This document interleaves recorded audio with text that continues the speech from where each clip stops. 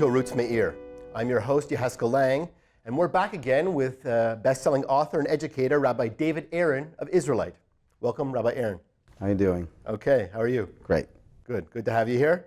Now, I've been pretty nice to you until now, Rabbi, but I'm going to start asking you some pretty tough questions. Oh, no, please don't. Sorry, too late. Okay. We've been talking a little bit about God and the meaning of God in our lives, but the fact is, atheism is pretty popular today. There was recently a conference in Tel Aviv on atheism. Hundreds of people showed up. Why do you think that is? Well, you know, many of my audiences are pretty shocked when they hear me say that I actually also don't believe in God. A rabbi doesn't believe in God? Well, yeah, not only I don't believe in God, but the truth is Moses didn't believe in God, never heard of God, never heard from God. Because if you look in the Torah, you won't find the word God. Now, I'm not just playing semantics. The word God conjures up all kinds of crazy and somewhat childish images of some guy in the sky who's got some control issues, who's basically made everything fun forbidden. There's a cute comic strip by the name of Calvin and Hobbes. It's a toy tiger and I know it very well. I read it every morning. Yes. Oh, yeah? Okay, good. And so Hobbes, the toy tiger, turns to Calvin and he says, Calvin, do you believe in God? Calvin's got this philosophical look on his face. He's got his hands behind his head and he goes, well, somebody's out to get me. And you know, a lot of people I meet, that's God. God is some very punishing, zealous being who is hungry for honor and control. If why is such a negative concept of God? Why do we naturally have that? Or is that something humanity built up over time? I think it's a poor reading of the Torah. I think that when the Torah was translated and when people learned the Torah without having the Torah Shebaal Peh, the oral tradition, then we're missing a lot. Mm-hmm. We're missing a lot. For an example, you know... I'm sorry, just like, for example, it says in the Torah, an eye for an eye, which a lot of people say is, look at this God, look how mean he is. You take out somebody's eye, he's going to take out your eye, tit for tat. Right. So without the oral tradition, the Torah, you know, I always say to people, if you want to get really turned off to Judaism, just read the Bible. Because if you read at face value and nobody gives you an understanding how to read the Torah, right, then you'll come up with some of the most craziest understandings, or actually misunderstandings, of the Torah.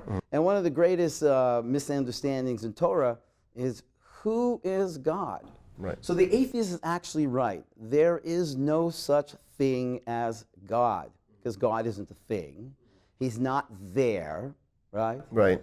And there's no such thing as God in existence, because God isn't in existence, but rather the Torah teaches that God is existence and even more. The problem that I always find is that God is so big, so you can't, how can a human being possibly conceive of something which is infinite? It's impossible. But that's God, and we don't believe in God. We believe in the Yud, the Hey, the Vav, and the Hey. Interestingly enough, that word, which has been translated to God, which is unfortunate because all the associations or the misunderstandings of God are connected and triggered by that word God.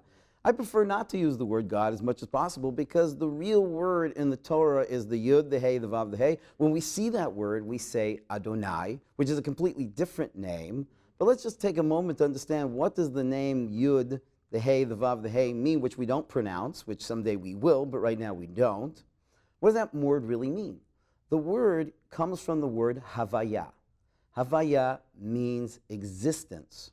What that means is we believe in existence. Now that doesn't sound very personal. I'm praying to existence. Existence cares about me. But essentially what Judaism is saying is that, why do we assume that existence that we exist within and are a part of is any less intelligent than you and I? How can you have an unintelligent whole, right, with intelligent parts? Right. So really, when the atheist says he doesn't believe in a God in existence, he's right. Because God isn't in existence, he is existence, and infinitely more than existence. Okay. So you know, on Pesach we say Baruch HaMakom Baruch Hu. In the Haggadah we say, blessed is the place, blessed is He. Right? Why is the divine referred to as the place? So our sages teach us, because Hashem is the place. The divine is the place where in which we exist. So most people have this image that there's existence. In existence, there's an infinite being called God. Alongside that God is you and me. So he's infinite, we're infinitesimal. He's all-knowing, and we're somewhat stupid, or at least not all-knowing. Right. He's all good, Right. and we're not all good. And he's almighty, and we're not almighty.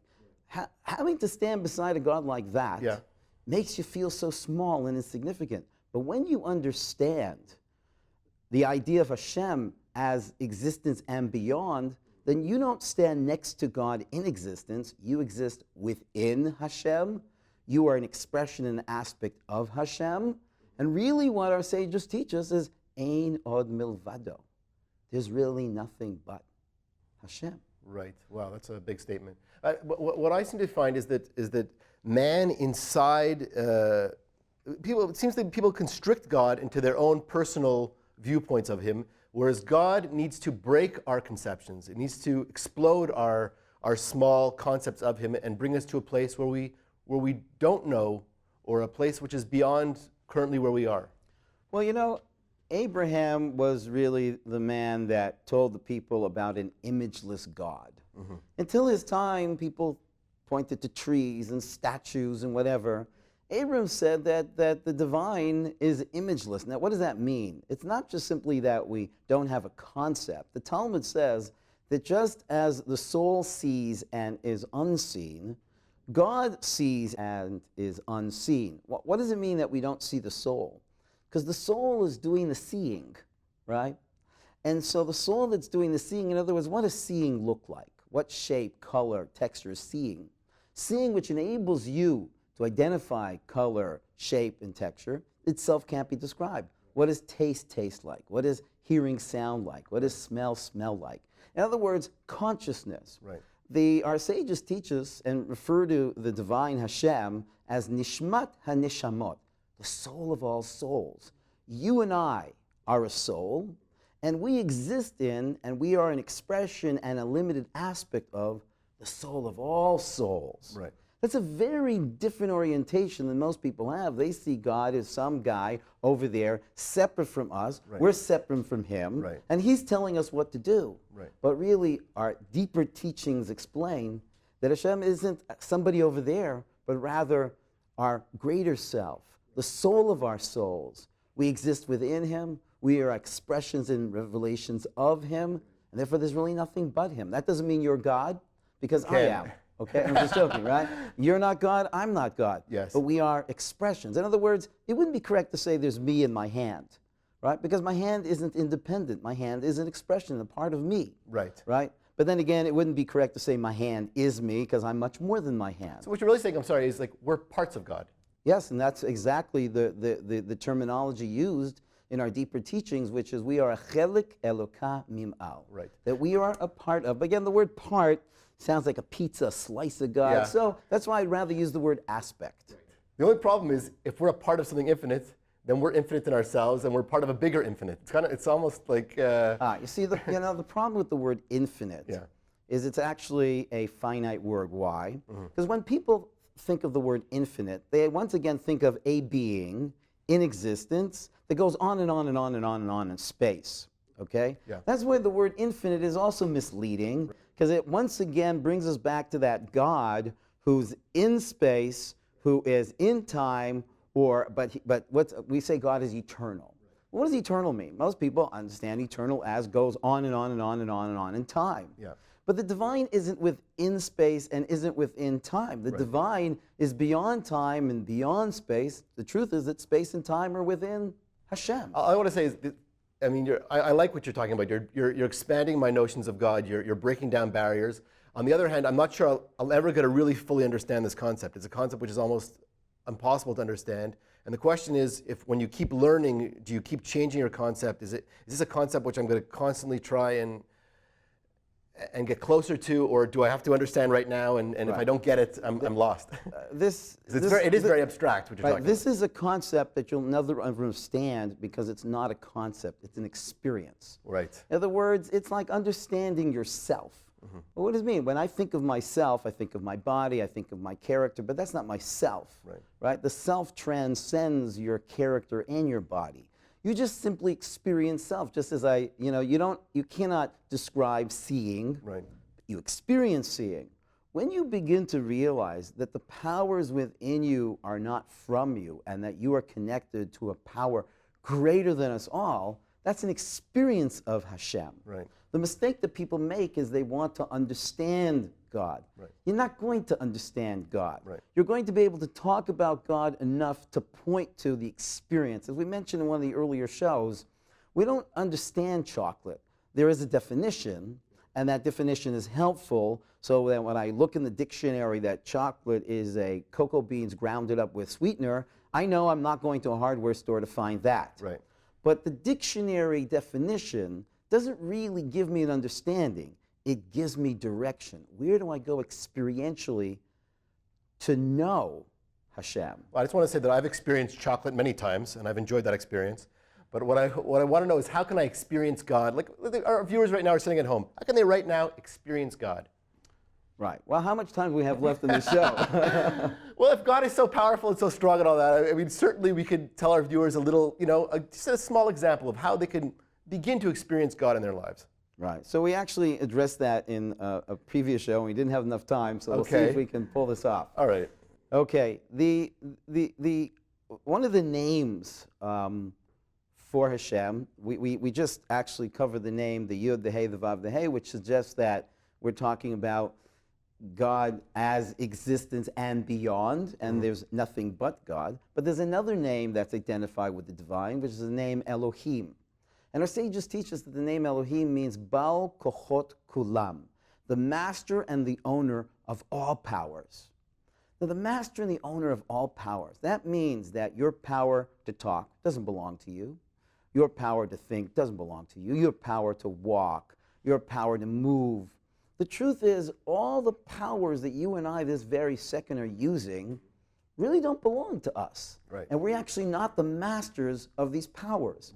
You know, artists experience this pretty frequently, because if you ask an artist what is his ecstatic moment as an artist, he will say, when I am no longer the artist. And I experience myself as the paintbrush. As an actor, I can tell you that's certainly true for me. I often try and say, how can I get into that place where I'm at the best creative level? And it's a place where I can never describe to myself. I can never really find that. What basically happens is, forgive me for putting it this way, you feel possessed. I mean, I'm a public speaker, and I've spoken all over the world. And the moment that to me is the ecstasy is when it's not David Aaron speaking anymore. When I am able to move my ego out of the way, and I experience myself almost like a glove, and a hand just reaches in me, and there's this flow, and I literally hear a voice telling me what to be saying. Wow, that is amazing. I've experienced that myself. You know, I had an amazing encounter with a very famous screenwriter in Los Angeles, and explained to him this idea, and he said, Rabbi, I want to tell you something. I've never shared this with anybody before.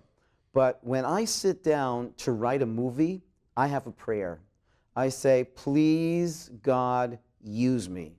Rabbi, I did not write any of these movies. When I sit in front of my keyboard to start writing, I don't know what happens. I feel such insecurity. I just think of all those films I wrote, and I realize I didn't write any of them. I'm going to try that tonight, by the way, so we'll test it out. I experience myself, he said, as just an instrument for the higher creative power.